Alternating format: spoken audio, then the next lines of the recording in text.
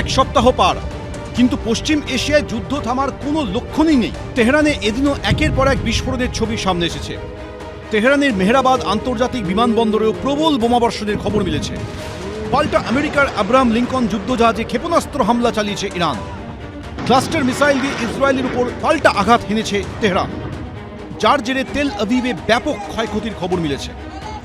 ইরানের বিরুদ্ধে আমেরিকা এবং ইসরায়েলের শুরু করা যুদ্ধ পশ্চিম এশিয়ার একাধিক দেশে ছড়িয়ে গেছে।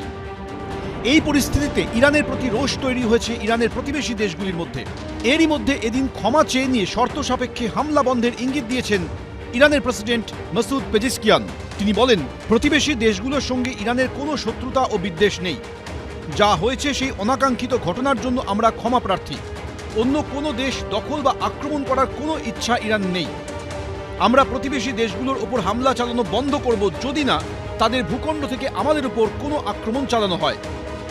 অস্থায়ী নেতৃত্ব পরিষদে এই সিদ্ধান্ত হয়েছে। আমেরিকা ইসরায়েলের ওপর আরও কড়া, প্রতিবেশীদের প্রতি শর্ত সাপেক্ষে নরম, এই কৌশলই নিতে চাইছে ইরান। যদিও এদিনও দুবাই বিমানবন্দরে ইরানের ড্রোন বিস্ফোরণ হয়েছে। অন্যদিকে ইরানের প্রেসিডেন্টের এই বক্তব্যকেই নিজেদের জয় হিসেবে দেখছেন আমেরিকার প্রেসিডেন্ট ডোনাল্ড ট্রাম্প। সমাজ মাধ্যমে তিনি লিখেছেন, ইরান যেখানে নরকের মতো পরিস্থিতি ক্ষমা চেয়েছে এবং পশ্চিম এশিয়ার প্রতিবেশীদের কাছে আত্মসমর্পণ করেছে, প্রতিশ্রুতি দিয়েছে তাদের লক্ষ্য করে আর হামলা চালাবে না।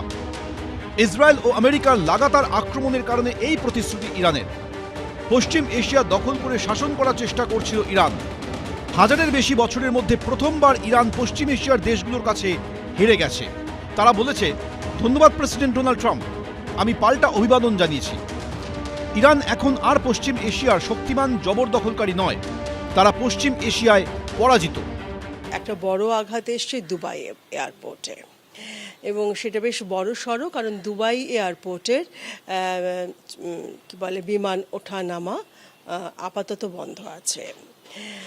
তার পাশাপাশি আর একটি খবর থেকে দেখাচ্ছে যে ইরান বলেছে আর যে সামরিক ঘাঁটিগুলো রয়েছে মার্কিন যুক্তরাষ্ট্রের পশ্চিম এশিয়াতে, সেগুলোর প্রতি আর সেভাবে আঘাত করবে না। কিন্তু এখনো পর্যন্ত ইরানের যেসব ওয়েবসাইট রয়েছে, ইরান সরকারের যেসব ওয়েবসাইট রয়েছে, সেখানে এ ধরনের কোনো তথ্য আমি অন্তত পাইনি। এদিনই জল, স্থল, আকাশে ইরানের প্রতিরক্ষা ব্যবস্থাকে গুঁড়িয়ে দেওয়ার দাবি করছেন আমেরিকার president.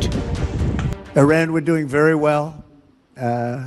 Somebody said, how would you score it from 0 to 10? I said, I'd give it a 12 to a 15. Their army is gone. They're just about, look, their navy is gone. Their communications are gone.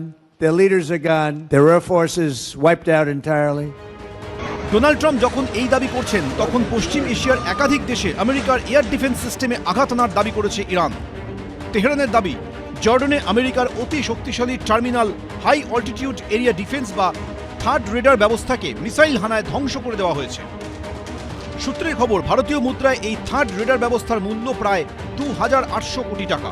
এর আগে কাতারে আমেরিকার শক্তিশালী radar system FPS-132কে ধ্বংস করা হয়েছে বলে দাবি করেছিল Iran.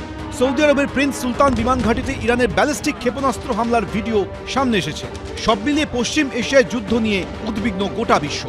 Oishi Mukhopadhyay report, ABP আনন্দ। এবিপি আনন্দ, এগিয়ে থাকে, এগিয়ে রাখে।